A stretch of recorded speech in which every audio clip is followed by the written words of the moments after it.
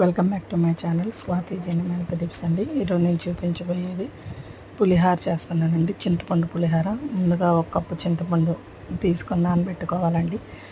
ఒక అరగంట సేపు అలా నానబెట్టుకుంటే గుజ్జు బాగా వస్తుందండి. ఆ తర్వాత ఏం చేయాలంటే రైస్ కొంచెం తీసుకొని కడిగి నానబెట్టుకోవాలండి. రైస్ కూడా కొంచెం నానితే బాగుండిద్దండి టేస్ట్. అది కూడా నానబెట్టేసుకోవాలి.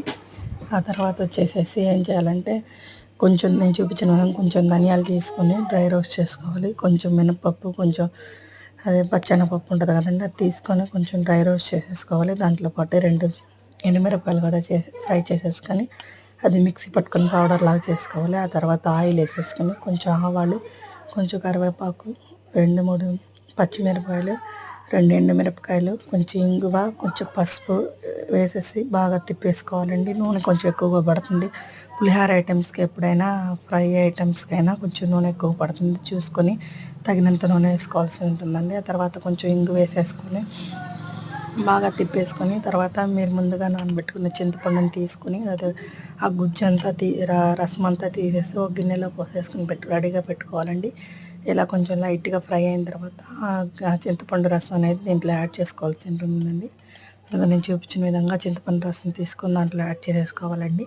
అది ఒక 10 to 15 మినిట్స్ అనేది బాయిల్ చేసుకోవాలండి. బాయిలింగ్ టైం కొంచెం లైట్గా సిమ్లో పెట్టుకొని బాయిల్ చేసుకోవాలంటే చింతపండు రసం బాగా మరుగుతుందండి. మరిగిన తర్వాత అదిగో నేను కలుపుతున్న పౌడర్ ఉంది కదండి, అదేంటంటే ధనియాలు, మినపప్పు, శనగపప్పు, ఎండుమిరపకాయలు, కొంచెం ఇంగు వేసేసి మిక్సీ కొట్టుకొని పౌడర్లా చేసుకునండి.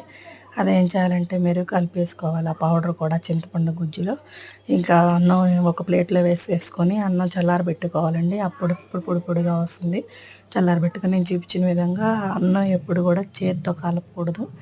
ఇంకో విషయం ఏంటంటే అట్లా గెంటెతో అన్నం ముందుకి వెనక్కి ఇట్లా తిప్పుతుంటే రైస్ పార్టికల్స్ అన్నీ ఇరిగిపోకుండా, రైస్ రెండుగా అయిపోకుండా అలాగే పొడవుగా అనేది వస్తుందని నేను చూపించిన విధంగా కలుపుకోండి. ఇలా చేస్తే టెంపుల్లో పులిహార మీకు ఎంత టేస్ట్ వస్తుందో సేమ్ అలాంటి టేస్ట్ ఉందండి. ట్రస్ట్ మీ, మీరు నమ్మండి, చేసుకుని టెంపుల్లో పులిహార టేస్టే వస్తుంది. చూసి మీకు నచ్చితే లైక్ చేయండి, షేర్ చేయండి, కమెంట్ చేయండి. మీకు ఎలా ఉందో మీరు కూడా చేసుకున్నా కమెంట్ చేయండి. Please like, share, subscribe my channel. Thank you friends.